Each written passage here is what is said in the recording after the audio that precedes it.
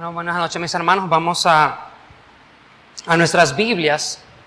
O sea, iremos a nuestras Biblias o prendan sus Biblias en esta actualidad. Y quiero que me acompañen el Evangelio de Mateo, capítulo 6. Vamos a estar leyendo de los versos 19 al 21. Mateo, capítulo 6, verso 19 al 21.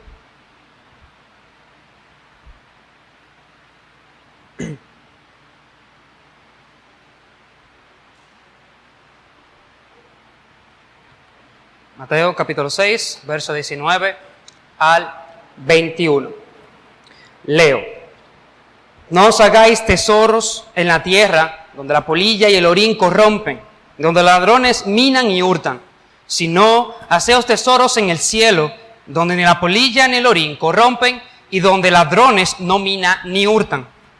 Porque donde esté vuestro tesoro, allí estará también vuestro corazón. Vamos a orar. Señor, en esta noche te queremos pedir que tú nos hables a través de tu palabra. Señor, elimina cualquier bloqueo en nuestras mentes, cualquier corazón endurecido, Señor. Que tú elimines toda incredulidad y que tú hables a aquellos que no te conocen y que asimismo tú hables, oh Señor, a tus hijos. Edifica, oh Padre, a tu iglesia, que sean tus palabras, Señor, no las mías. Padre, y que al mismo tiempo mis debilidades, mis imperfecciones no sean estorbo para que tu palabra sea expuesta. Oh Señor, confiamos en ti, confiamos en que tú hablarás y edificarás a tu iglesia, como así tú lo has prometido a través de tu palabra. Gracias, oh Señor. En Jesucristo te pedimos estas cosas. Amén. Esta parte del capítulo 6, del libro de Mateo, Evangelio de Mateo, va unida mucho a lo que es el capítulo número 5, que es lo que muchos conocemos como es el sermón del monte. Es donde sus discípulos con Jesús y muchas personas se reúnen y entonces Cristo les empieza a hablar. Y esta parte del capítulo 6 ya va más directamente a lo que son ciertos principios, ciertas áreas en la vida cristiana que hoy ya conocemos. Vemos entonces, para tener un mejor contexto antes de llegar a nuestro versículo, que en el mismo capítulo 6, en los versos del 1 al 4, vemos a Cristo hablando acerca de la limosna. Y vemos como Él dice que cuando vayamos a hacerlo, como dice su palabra, cuando ustedes hagan una buena acción, no la anuncien por todos lados, parafraseando el texto, sino que en el momento que la hagan, no traten de que las personas lo vean buscando gloria en ellos, sino que su Padre que está ahí, lo recompensará a ustedes, es decir, Dios. No traten de dar a otros delante de los demás sencillamente para buscar gloria a través de eso, sino que háganlo sabiendo que Dios los está mirando. Asimismo, los versos del 5 al 14, vemos también cómo nos habla en verso 5, cuando ustedes oren, no hagan como los hipócritas. A ellos les encanta que la gente los vea orar. Oran en las sinagogas y en las calles para que muchas personas vean y puedan resaltar cuán piadosos son estas personas. Mira cómo oran. Mas mismo Cristo entonces corrige y menciona que en el momento de orar, ve a tu casa, cerrada la puerta, ora a tu Padre que está en lo secreto. Y tu Padre entonces que ve en lo secreto te recompensará en público. En otras palabras, hazlo. No para que las personas te vean, porque la oración, a través de ella, tú hablas directamente con Dios. También vemos que Él hace la advertencia a usar muchas palabrerías, tratando de que con muchas palabras pueden conseguir lo que quieren. Y no es así. Inclusive en el mismo capítulo vemos cómo Él nos enseña a orar y nos da un ejemplo. No es una oración que tenemos que hacer exactamente así siempre, sino que es un ejemplo de cómo presentarnos delante de Dios. Así que desde el principio del capítulo vemos cómo hay un sinnúmero de advertencias que Dios da para hacer las cosas de manera correcta. También nos habla en los versos 19 al 15 lo que es la advertencia, nos enseña la parte de orar. Y entonces ya llegando a lo que es nuestro pasaje, el verso 19 al 21. Para entrar, o antes de entrar, vamos a tratar de dividir este tema, este sermón en 3 partes, para que así podamos entenderlo mejor. Lo he dividido en 3 partes, donde la primera la he titulado El engaño de los tesoros terrenales. Eso está en el verso 19. También vamos a ver lo que es, cuál es el verdadero tesoro, pues. Ya está en el verso 20. Y como tercer punto, ya más como aplicativo, veremos entonces el valor que tiene este tesoro a nuestras vidas. Entonces, comenzando nuestro pasaje, volvamos a leer lo que es el verso 19. Y dice: no os hagáis tesoros en la tierra, donde la polilla y el orín corrompen, y donde ladrones minan y hurtan. Podemos ver que el foco de esta advertencia de las palabras de Cristo son las primeras palabras que aparecen en el texto. No os hagáis tesoros en la tierra. Ahora podemos notar en el mismo pasaje que no dice no acumulen dinero, sino que allí dice simplemente no atesoráis tesoros. Es decir, que la realidad es que cualquier cosa puede convertirse en un tesoro para nosotros. Ahora bien, un tesoro no necesariamente sea algo monetario, algo tangible de dinero.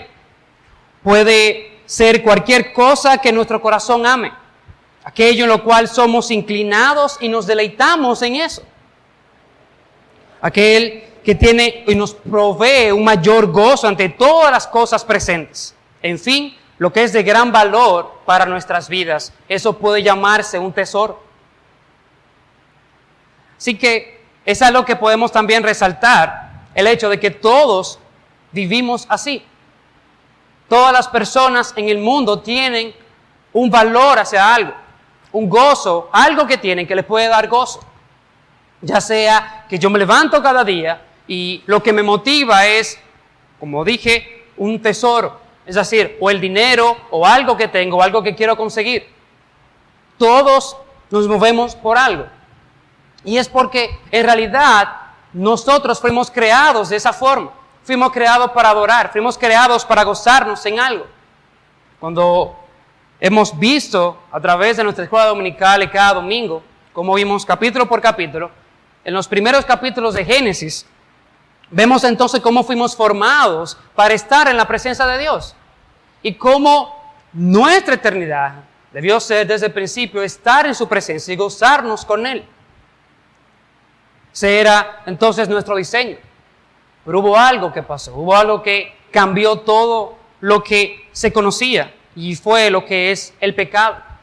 Vemos en el capítulo 3 de Génesis, de una manera solo para resaltar, cómo Adán y Eva desobedecieron a Dios, cómo le hicieron caso, lo que es la serpiente antigua, que es Satanás, y cómo éste le engañó a ellos, diciendo que en el momento que comieran de este fruto, el cual Dios había dicho que no, serán igual a Él, que es por eso que Él no quería que ustedes comieran.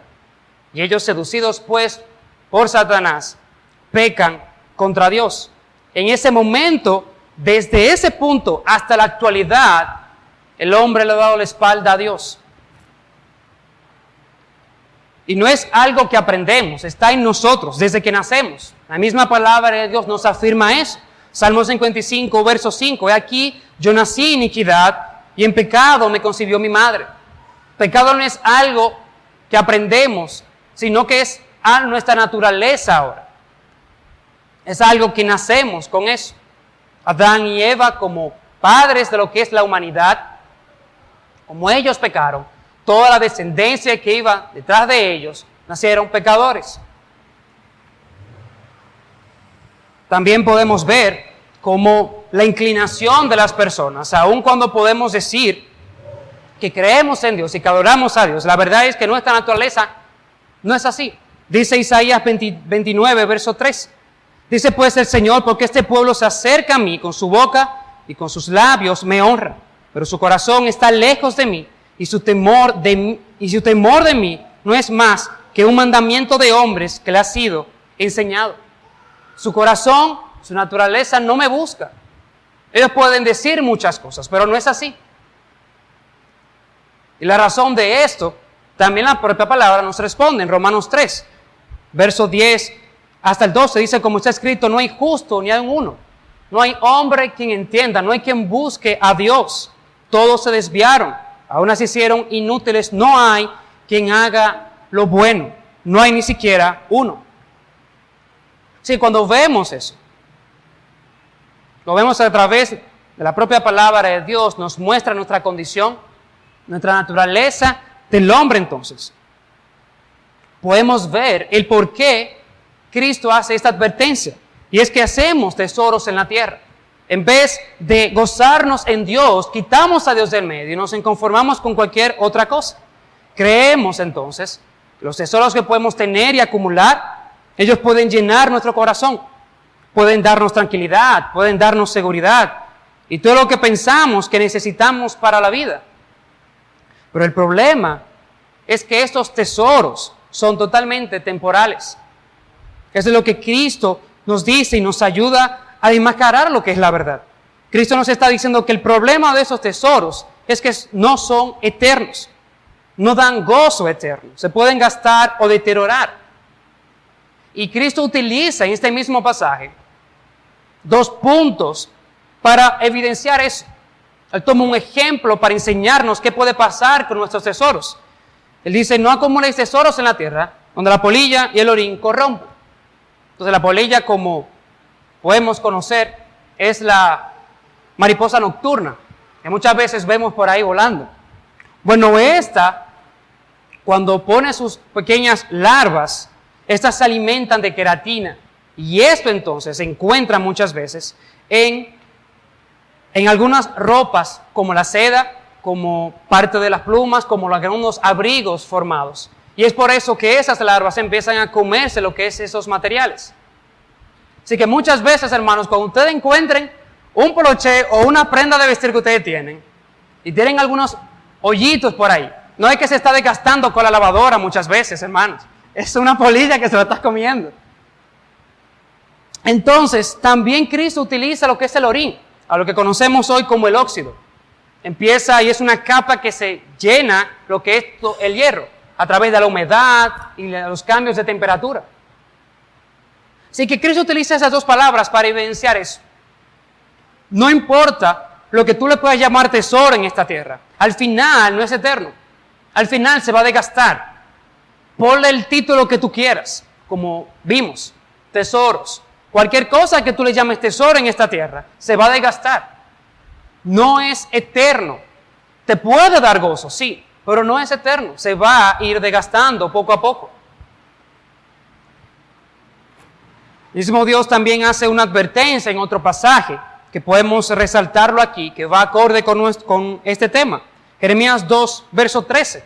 Porque 2 males ha hecho mi pueblo, me dejaron a mí fuente de agua viva y cavaron para mí cisternas rotas que no retienen agua.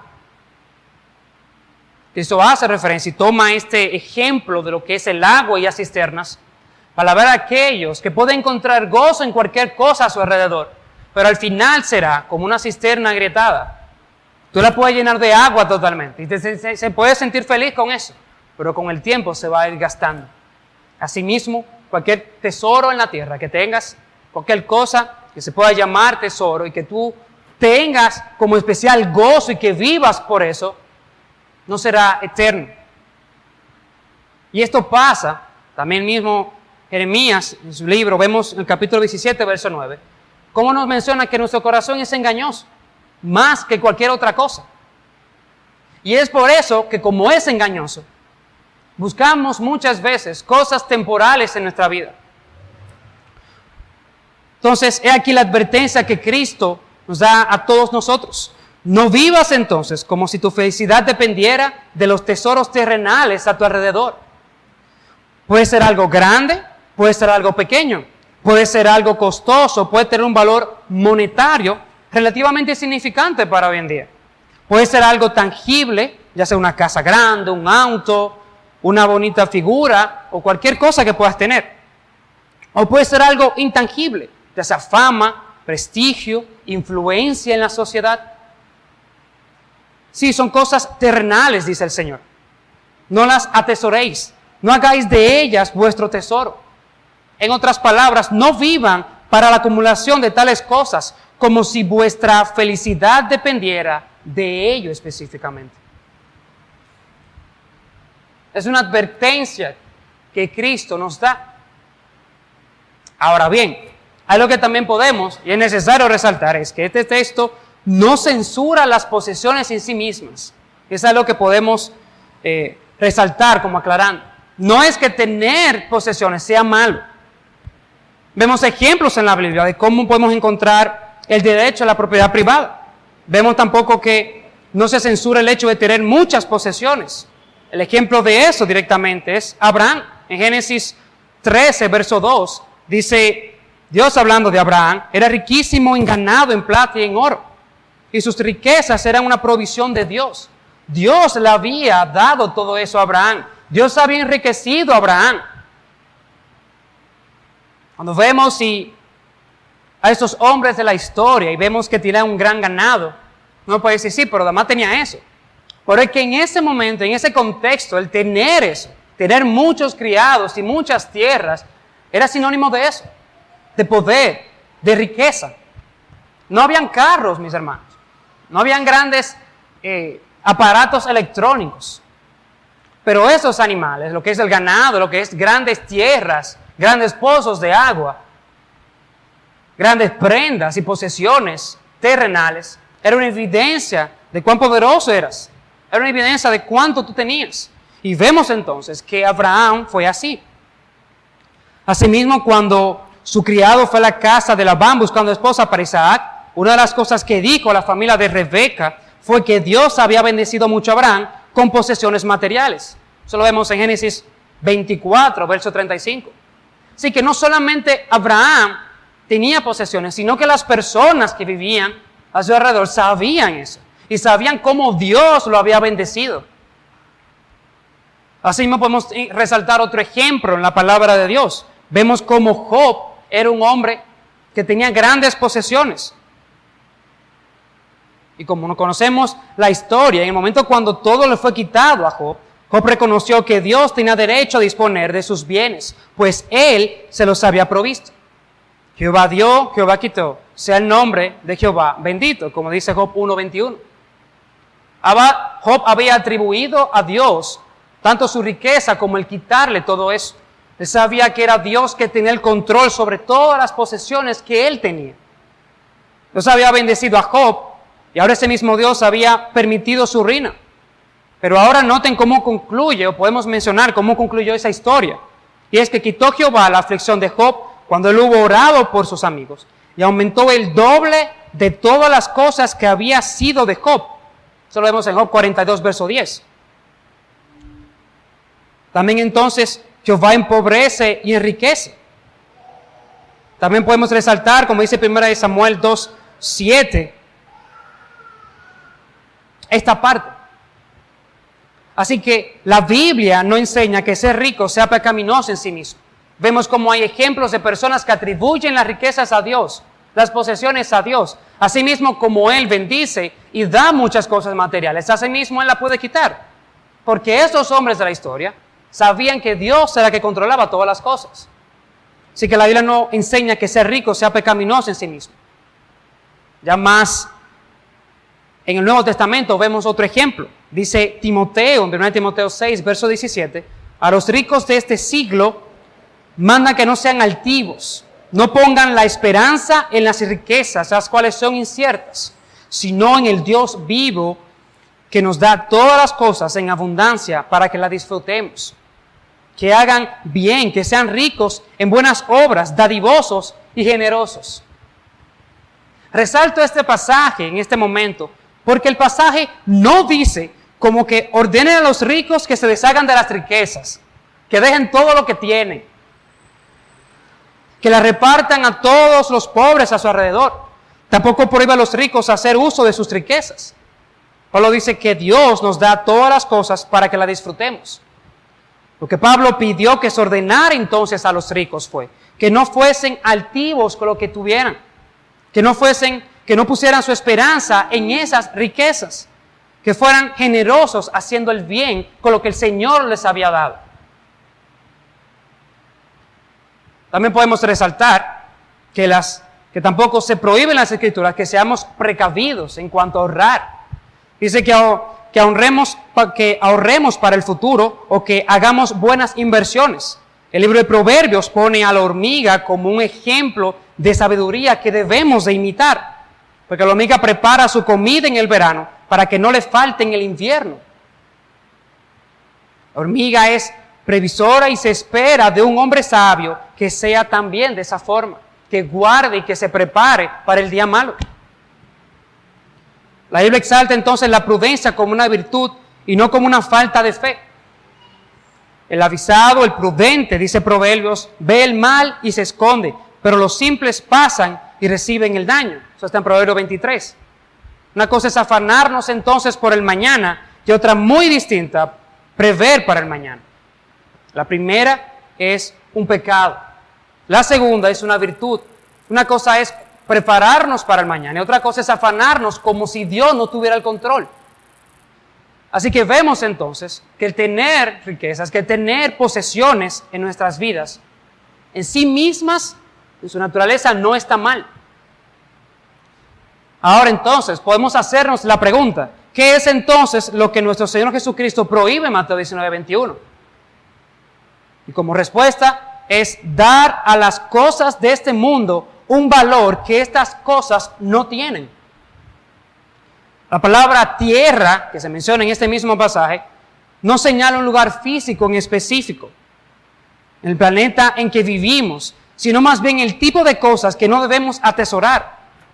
No hagan del fin de vuestra existencia en este mundo acumular posesiones terrenales, ya sea el dinero, fama, prestigio, influencia o cualquier otra cosa que no podamos llevarnos con nosotros en el día de la muerte. Ir tras cualquiera de estas cosas corrompe nuestro corazón. Ciertamente no es pecaminoso ser rico, como vimos en pasajes ahora mismo, pero sí es pecaminoso y necio desear serlo, como si tu vida dependiera de las cosas que tú vas a conseguir en este mundo. Que si no tienes esto o lo otro, no tiene sentido tu vida. Es que con eso es. Cuando yo compre eso, cuando yo tenga eso, ya, ahí, estaré bien. Y no es así. Es que al final, como vimos, nuestro corazón se inclina a buscar gozo, buscar algo que nos llene. Es por eso que vemos cómo el pecado ha aumentado en la tierra. Y como muchas cosas que hace años atrás podían ser algo extraordinario, algo grande, un pecado atroz, lamentablemente ahora es muchas veces el común. La mentalidad de las personas en sentido general es buscar algo que les dé placer, algo que llene sus corazones de gozo.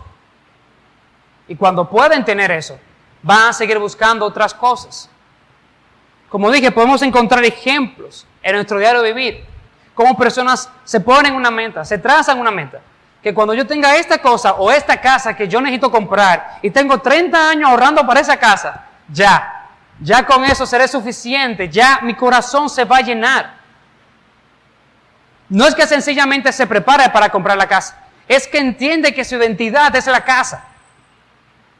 Y cuando ya pasan sus 30 años, cuando ya puede ahorrar lo suficiente y se sacrifica y compra la casa, y se muda a esa gran casa que tiene, la disfruta, claro, como por un día o dos, y luego se da cuenta que la casa es muy grande, que lo que tenía antes en la pequeña casa que tenía ya es insignificante en esta casa. Es que ya una cama para uno no es suficiente, necesito una cama king de la grande, familiar, para que llene el hueco. Yo tenía un cuadrito pequeño de una mata en lo que es la cocina. Ahora necesito 30 cuadros porque tengo la sala muy grande. Y así sucesivamente. No es sencillamente la decoración. No es que sencillamente esas personas lo están haciendo por hacerlo. Es que su corazón está inclinado a eso. Cada día al levantarse, cada noche al acostarse, solamente piensa en esta posesión. Y solo pongo un ejemplo de casa porque es algo muy común hoy en día. Y es que en sí nuestro corazón fue creado para eso. Fue creado para gozarnos en algo. Y cuando no ponemos a Dios en el centro, cualquier otra cosa necesitamos centrarla. Pero como hemos visto, todo es temporal. Nuestro corazón, nuestro gozo, lo que nos provee un gozo, es como una cisterna agrietada que no va a retener agua suficiente, sino que al final será escaso y tendremos que buscar otras cosas y otras cosas para añadirle a nuestro corazón. Que hemos visto son consecuencias del pecado en este día. Son consecuencias de nuestro pecado. Hemos quitado a Dios del centro. Como vimos, no hay nadie que busque a Dios. Y hemos querido reemplazar a Dios con cualquier cosa en este mundo. Esa lamentablemente es la naturaleza de cada ser humano. Y como vimos, engañoso es nuestro corazón. Y es que el problema del que está engañado es que no sabe que está engañado. Porque el momento que tú lo puedes confrontar con eso, dirás, no, ¿cómo así no? Yo tengo esto, pero es sencillamente porque yo puedo disponer de eso. Yo puedo tenerlo, no. Eso no me suma ni me resta. En teoría dicen eso. Pero en el momento que se les sea quitado, en el momento que pase algo y que tenga que ver con ese tesoro, veremos su verdadero corazón, su verdadera naturaleza.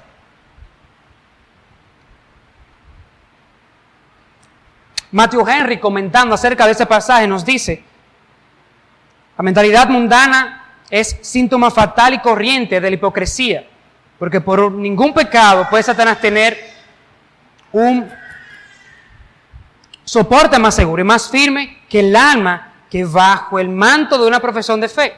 Algo tendrá el alma que mirar como lo mejor, aquello en lo cual se complace y confía por encima de todas las demás cosas. Cristo pues aconseja que hagamos como nuestras mejores cosas a los goces y las glorias del otro mundo, las cosas que no se ven, que son eternas, y que pongamos nuestra felicidad en ellas, que no recurramos al pecado, que no nos engañemos pensando que las cosas que yo puedo atesorar aquí serán eternas, que mi identidad estará en las cosas que yo puedo conseguir aquí. Entonces hemos visto cómo lo que son los tesoros de este mundo no nos dan gozo eterno. Es algo como un gran pastel que nos puede deleitar en ese momento, pero un pastel de chocolate que también tiene veneno y que al final nos puede matar. Al final saldrá peor.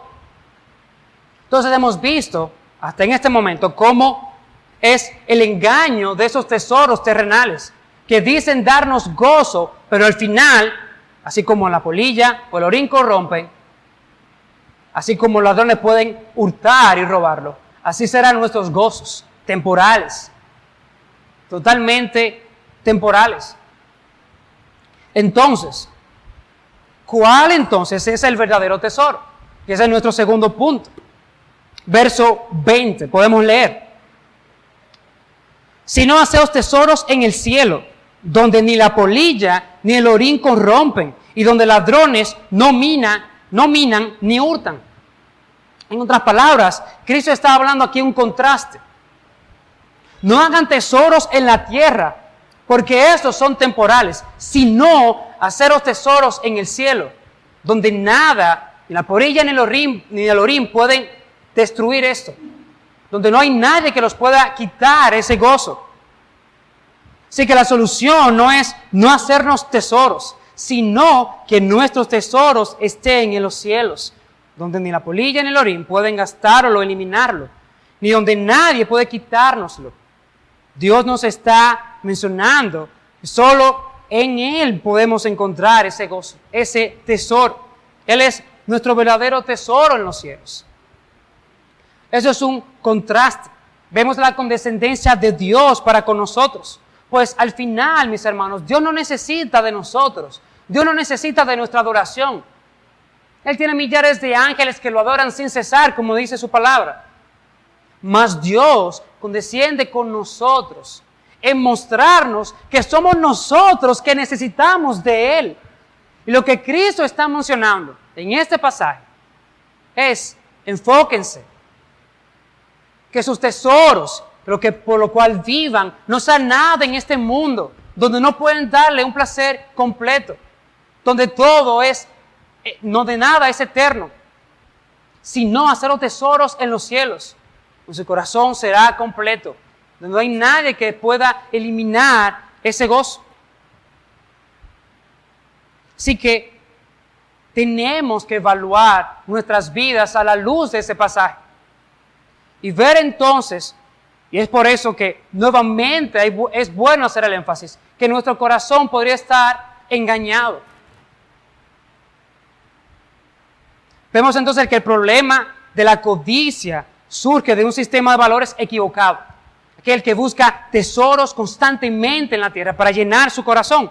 El codicioso no ha aprendido a apreciar el infinito valor de tener comunión con Dios y en cambio aprecia las cosas de este mundo más allá de su valor real. Les da más importancia a estas cosas. Si ponemos un ejemplo, una ilustración para entender esto, es que si vamos al lecho de muerte de una persona, moribundo que se está muriendo, que está postrado en cama, y vamos entonces y nos sentamos ahí, donde a esta misma persona ya le quedan horas de vida. Entonces nos sentamos ahí delante de él y empezamos a tener una rica conversación de varias horas de cómo es importante cuidar los ríos de República Dominicana, de cómo la crisis está afectando a nuestro país y cómo debemos entonces organizarnos mejor. Cuando tú le hablas acerca de eso a una persona que se está muriendo, te va a ver con mucho asombro y con pena. Y te mirará con pena porque no tendrá fuerza para darte. ¿Cómo tú le hablas de eso en ese momento? Cuando uno está al borde de la eternidad, se da cuenta que nada de eso importa. Nada hemos traído en este mundo y sin duda nada podremos sacar de él. Es por eso que Asaf decía en uno de sus salmos: fuera de ti, nada deseo en la tierra. Nada deseo en la tierra. Solo tú puedes llenar mi vacío. En otros salmos podemos ver a David, donde escribió que Jehová es la porción de mi herencia. Y es hermosa la heredad que me ha tocado. David era un hombre rico y poderoso.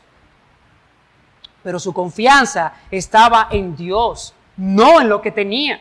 Así que el meollo de este asunto, el punto principal es que podemos ser ricos y tener esa perspectiva de la vida, como se puede también ser pobre y no tenerla. No depende de una posesión monetaria, sino que muchas veces el engaño en nuestro corazón nos lleva a darle un valor por encima del que tienen las cosas a nuestro alrededor. No de manera física, pero sí nos inclinamos a ellas. Ellas definen nuestro patrón.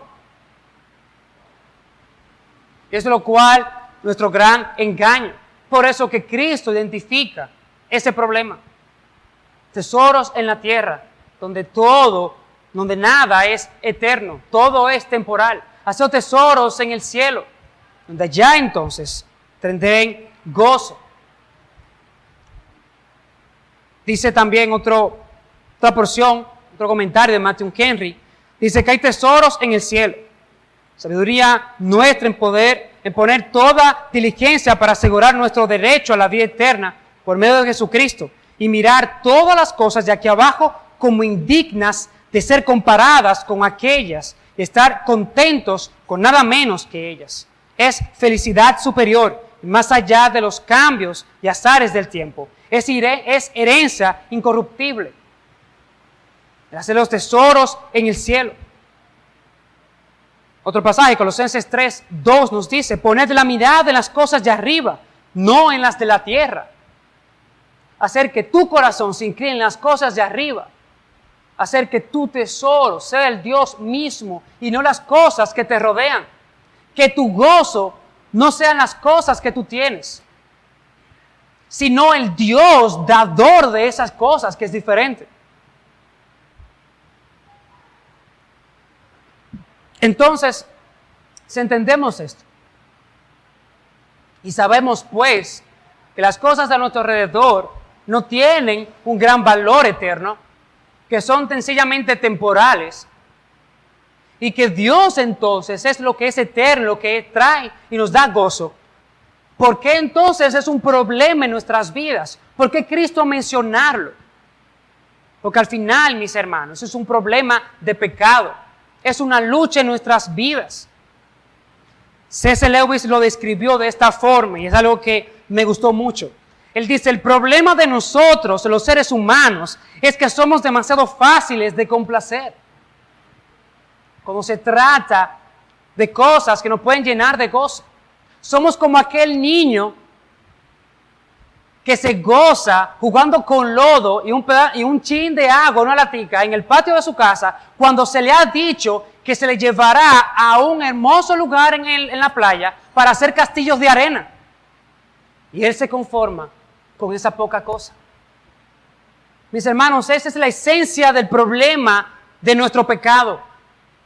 Nos conformamos con cualquier cosa.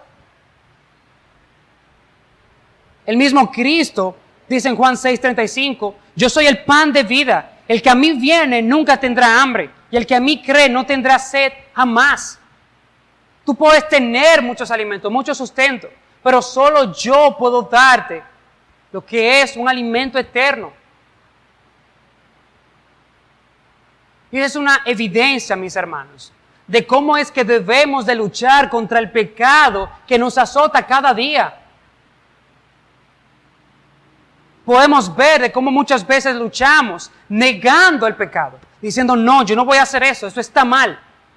Eso es cierto. Pero la realidad es que cuando nos vemos delante de Dios, muchas veces eso no es suficiente y terminamos cediendo al pecado. Así que la forma correcta sería que en vez de yo negarme directamente a lo que es el pecado, sino que luche contra el pecado buscando un gozo mayor. Cristo mismo se identifica, el que a mí viene no tendrá sed jamás. A ti te conviene buscarme a mí. Tú puedes tener muchas aguas, haciendo referencia, utilizando este término, que te pueden saciar la sed, sí, pero solo en mí encontrarás un agua que puede saciarte eternamente. Ven a esa fuente. Juan 4, verso 14 también nos dice más, el que bebiere del agua que yo le daré, haciendo referencia a Cristo, no tendrá sed jamás, sino que el agua que yo le daré será en él una fuente de agua que salte para vida eterna. Es importante que entendamos esto. Es importante que entendamos que nuestra lucha con el pecado podemos mejorar y cambiar nuestra perspectiva en buscar un gozo mayor, un tesoro mayor. Sí, yo sé, esas cosas a mi alrededor me pueden dar gozo, pero Cristo me promete más. Pero el Señor me está dando más. Y cuando lo vemos desde ese punto de vista, es más fácil nuestra inclinación, porque nuestra naturaleza es llenar nuestro corazón de gozo. Fuimos creados para adorar a Dios. Somos adoradores por naturaleza. Y cuando luchamos con el pecado de esa forma correcta, es más fácil pues ver que todo a nuestro alrededor es arena movediza comparado a la roca firme y eterna que es Jesucristo. Entonces el tesoro real es el que está en los cielos. El tesoro real es Dios mismo. Es aquel que nos ha prometido estar con nosotros, que no nos juzgará como nosotros, que no va a perder la paciencia como nosotros, que no es hijo de hombre para que se arrepienta. Dios tiene el control sobre todas las cosas. Y Él ha dicho, en mí hay plenitud de gozo. Entonces, pues, hemos visto lo que es el verdadero tesoro. Ahora bien, ya como punto más aplicativo, el verso 21 podemos darle como lo que es el valor de este tesoro. ¿Cuál es el valor de este tesoro? Dice el verso 21, porque donde esté vuestro tesoro, allí estará también vuestro corazón. Es muy interesante que Cristo mencione esto. No es sencillamente que este tesoro te va a agradar, es que tu corazón será llenado con ese tesoro. En otras palabras, en el momento entonces que pongamos que nuestro tesoro sea Dios y su gloria, es ahí donde estará nuestro corazón. Es ahí donde vamos a inclinarnos. Es ahí donde nuestro corazón se va a llenar de gozo pleno.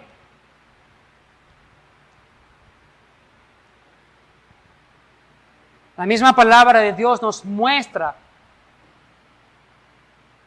el gozo que podemos encontrar, el tesoro grande que podemos encontrar en Dios. Dice Salmos 34:4, gustad y ved que es bueno Jehová, dichoso el hombre que confía en Él.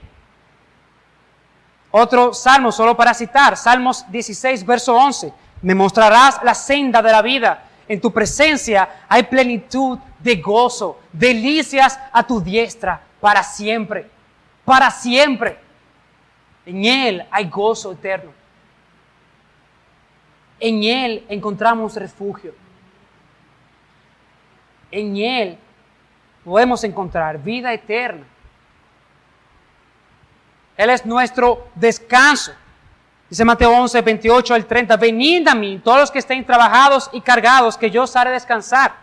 Llevad mi yugo sobre vosotros, y aprended de mí, que soy manso y humilde de corazón. Y hallaréis descanso para vuestras almas, porque mi yugo es fácil y ligera mi carga. En Él no solo encontramos gozo, sino aquellas cosas que estemos cargados. Él ha dicho, yo os haré descansar.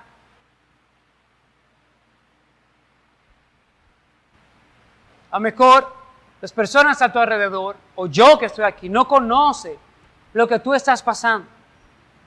No conoce la carga que tú estás llevando de consecuencias de algo que ha pasado a tu vida. Pero lo que Dios ha dicho es que en Él tú puedes depositar esa carga. Cualquier cosa que esté turbando tu corazón. Cualquier cosa que te pueda estar quitando el sueño. Cualquier situación que no te deja ni respirar, en Dios puedes encontrar ese descanso. Él estará contigo. Entonces, pues, cuando evaluamos nuestra vida, podemos aprender de ese pasaje, tanto para aquellos que no conocen a Cristo. En primer lugar, vemos pues cómo si tenemos tesoros en esta tierra, todo es temporal. Puedes poner el nombre que quieras. Puedes inclusive decir que tú tienes estos tesoros, pero la realidad es que tú conoces de Dios y que tú entiendes que Dios tiene el control sobre todas las cosas. Bueno, sí, la palabra dice que también Satanás y sus demonios también creen en el Señor y tiemblan. Hemos visto entonces cómo nuestro corazón se ha apartado de Dios. No hay justo, no hay quien busque a Dios. Todos se han desviado. Mas Cristo entonces vino a este mundo a buscar lo que se había perdido. Personas como tú y como yo, que tenían su gozo, su identidad y sus tesoros en esta tierra. Mas Él ha venido a evidenciar que el tesoro verdadero es Él mismo. Que en Él no hay polilla que elimine ese tesoro. No hay ladrón que pueda hurtarlo. No hay orín que pueda oxidar eso. En Él podemos encontrar gozo eterno. Si tú has entendido eso entonces, ¿cuál debe ser nuestra respuesta? ¿Qué debo yo de hacer? Dice la palabra, entonces, que debemos arrepentirnos. Arrepentirte de tu pecado. Arrepentirte de ver que tu gozo, que lo que te definía, que lo que ha llenado todo tu corazón sean cosas de este mundo. Dice Hechos 3, versos 18 al 19. Pero Dios ha cumplido así lo que anunció de antemano por boca de todos los profetas, que Jesucristo debería de padecer. Por tanto, arrepentíos y convertíos para que vuestros pecados sean borrados, a fin de que tiempos de refrigerio vengan a la presencia del Señor. Romanos 5, verso 8. Mas Dios muestra su amor para con nosotros en que siendo aún pecadores, Cristo murió por nosotros. Por todos aquellos que creen en su nombre. Y hoy es un buen momento para evaluar nuestras vidas. Ya sea que no hemos estado cerca de alguien que nos haya explicado el Evangelio, o ya sea que tú tienes mucho tiempo en la iglesia y la visitas constantemente. Pero la realidad es que debemos arrepentirnos de nuestros pecados, porque al final hemos atesorado cosas en este mundo. La evidencia entonces de eso, de que hemos atesorado cosas en este mundo y hemos quitado a Dios, es precisamente porque Dios no está en el centro. Porque vemos a Dios sencillamente como alguien que me puede ayudar, pero yo seguiré mi vida normalmente. Hemos visto entonces cómo debemos de arrepentirnos. Como dice el libro de Romanos, el pecado es muerte. Todo aquel que peca debe morir. Porque el pecado es infracción de la ley. Y Dios es un Dios justo que da a cada quien lo que merece. Entonces, pues, en esta noche, yo te insto, yo te ruego que tú evalúes tu vida a la luz de esto. Que tú evidencies, a lo mejor Cristo no está siendo el tesoro en el centro de tu vida. Que a lo mejor tú puedes decirlo, pero solo Dios conoce tu corazón. Solo ahí, solo, te das cuenta que al final te podrías estar mintiendo. Y si ese es el caso, entonces, en esta noche hay tiempo todavía. Puedes venir delante de Él, arrepentirte de tus pecados, que Él entonces tome el timón de tu vida, que Él entonces transforme todo lo que es tu corazón, aún con cargas que tú puedas tener y que haya traído en el día de hoy. Él ha dicho que va a aligerar tu carga. Ya no será sencillamente una creación de Dios, sino parte de su pueblo, llamado hijo o hija de Él. Dice Juan Carlos Riley, hablando de este punto, y quiero resaltar esta parte del comentario, dice: se hacen tesoros en la tierra y olvidan hacerse tesoros en el cielo. Ojalá todos recordemos bien esto, donde se encuentran nuestros corazones, o donde se encuentran nuestros corazones, mejor dicho. ¿A qué le tenemos más apego? Las cosas que más amamos, ¿dónde están? ¿Son de la tierra o del cielo? La vida o la muerte dependen de la respuesta que demos a estas preguntas. Si nuestro tesoro es terrenal, nuestros corazones también serán terrenales. Pues donde esté vuestro tesoro, allí estará vuestro corazón. Ahora bien, también el mismo pasaje puede ser una advertencia para aquellos que son cristianos. Cuídense de quitar a Dios del centro y poner todo lo que está a su alrededor como su Dios. Filipenses 3, 7 y 8 es un pasaje que quiero resaltar, donde Pablo menciona lo que es Cristo y lo que ha sido ahora Cristo para con él. Y es importante reconocer que Pablo no era sencillamente alguien del montón. Pablo era un experto en letra. Pablo conocía las Escrituras. Tenía un nombre hecho delante de aquellos que estaban en las sinagogas. Conocían a Pablo. Y dice entonces: pero cuántas cosas eran para mí ganancia. Las he estimado como pérdida por amor de Cristo. Y ciertamente aún estimo todas las cosas como pérdida por la excelencia del conocimiento de Cristo Jesús, mi Señor, por amor del cual lo he perdido todo y lo tengo por basura para ganar a Cristo. Pero ahora bien, hay cosas a nuestro alrededor que hemos visto. No es pecado en sí mismo tener cosas o posesiones. Ahora, ¿cómo entonces podemos ver o cómo hace Pablo para que Cristo sea grande? Porque el hecho de que él haya dicho que todas las demás cosas son como basura delante de Dios, no es que él ya no use dinero o es que él ya no use ropa, sino que él ha puesto a Cristo en el centro. La respuesta entonces a esto es experimentando a Cristo como un gran tesoro, que todo lo demás en su vida no sea nada en comparación. Él consideraba todo como pérdida, como en una balanza que tú puedas tener y medir todas las cosas en tu vida y que Cristo siga resaltando. El dinero sería como pérdida, la comida, las apariencias, los amigos, el éxito, la fama, todo lo que Pablo podía conseguir en esta tierra era como pérdida, era como basura, sin sentido, sin valor, comparado al glorioso valor que tenía Cristo para su vida. Me gusta una parte de un mensaje de Piper hace muchos años, hablando acerca de esto, de cómo evidenciar a Cristo como nuestro tesoro en nuestro diario vivir.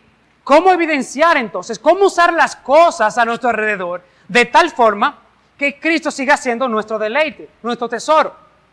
Piper menciona, el dinero en nuestras vidas, el dinero te es dado de tal forma que lo uses de tal manera, vale la redundancia, que quede evidenciado que el dinero no es tu tesoro, Cristo lo es. La comida te es dada para que la comas de tal forma que quede evidenciado que la comida no es tu tesoro, Cristo lo es. Amigos, familias, parientes que viven contigo, te son dados para que convivas con ellos de tal forma que quede evidenciado para todos ellos que ellos mismos no son tu tesoro, sino Cristo. Artículos, carros, terrenos, casas, todas estas cosas te son dadas para que la uses en esta tierra de tal forma que quede evidenciado que estas cosas no son tu tesoro, sino que Cristo lo es. Esta es la forma como nosotros debemos usar todas las cosas. Termina pues ahí la cita. La forma pues de cómo mostramos el supremo valor de Jesús es teniéndole como tesoro por encima de todas las cosas. Hermanos, debemos entender eso. Cristo tiene mayor valor sobre todo. Él debe ser nuestro tesoro. Y la forma en que vayamos a evidenciar eso es que todo lo que me ha sido dado ha sido por Dios. Así mismo como ha llegado, se puede ir, porque mi confianza y mi seguridad están en el Dios que provee, no en las cosas en sí mismas que Él provee. Esa es la diferencia. Que podamos evidenciar a todo el mundo que en nuestra vida quien reina es Jesucristo y no las posesiones a mi alrededor. Que yo las use, que yo conviva con personas, que yo use el dinero y todas las cosas que tengo de tal forma que se evidencie que ellas no me definen, que ellas no me dan identidad en este mundo, sino Cristo. Que sea nuestro valor, que resalte. Y que si en esta noche, en estos días que ha pasado, Él no ha resaltado como supremo valor en tu vida, también puedes volver a Él, renovar tus votos al Señor. Porque Él no desecha ningún corazón contrito y humillado. El Evangelio también es para los evangélicos, para todos aquellos, porque todos, sin excepción, necesitamos de Jesucristo. Él es nuestra porción. Y como decía el salmista, nada más tengo en los cielos sino a ti. En ti y solo en ti yo puedo encontrar plenitud de gozo. Así que hermanos, no os engañéis con lo que promete el pecado en esta tierra, sino que ustedes sean persuadidos entonces con el gran tesoro que es Jesucristo para nuestras vidas. Nuestro tesoro, que nuestro corazón sea inclinado al tesoro en los cielos, donde es eterno, donde nuestro corazón será completo, será suficiente ese gozo, y que podemos deleitarnos eternamente en su presencia. Que el Señor nos bendiga en esta noche, y que estas palabras pues nos ayuden a hacer y repensar en nuestras vidas. Que podamos evaluar nuestra posición en la que estamos, en el lugar en que estemos, y ver si Cristo ha sido nuestro tesoro o no. Vamos pues a orar. Padre, gracias por esta noche. Gracias por mostrarnos y recordarnos que solo en ti, oh Señor, hay plenitud de gozo. Padre, te queremos pedirte perdón si en algún momento nos hemos desviado. Si hemos sido, Señor, idólatras prácticos. Si hemos visto las grandes olas de nuestra aflicción más grande que el Jesucristo que nos ha mandado a caminar sobre las aguas.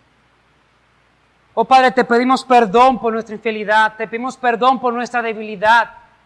Si hemos faltado contra ti, si no te hemos puesto como el centro de nuestras vidas, Señor. Si nos hemos deleitado en los placeres temporales del pecado en este mundo. Si nos hemos identificado, hemos encontrado gozo incompleto en este mundo. Oh Padre, que tu palabra transforme nuestro corazón. Que tú reanimes nuestras fuerzas, que tú perdones nuestros pecados, Señor, y que tú nos ayudes ahora a ponerte en el centro. Que nada más, que podamos decir como el salmista, que nada más tengamos en los cielos, sino a ti. Tú eres el Dios que provee.